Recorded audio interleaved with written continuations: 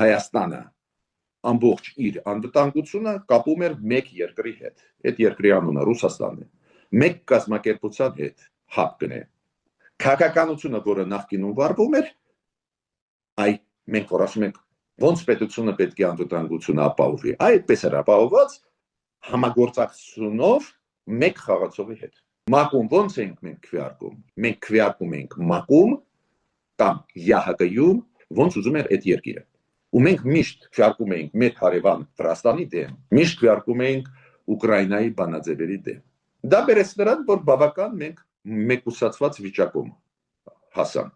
Օրինակ, ՄԱԿ-ի գլխավոր ասամբլեայում այդ քվեարկությունների ժամանակ մոտավորապես 100 ձայն հավաքում էր Ուկրաինան, Վրաստանը, 50-ից 100-120 ձայն։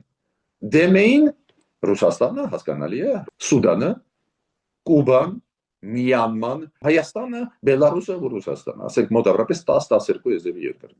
Քաղաքականությունը վարվում էր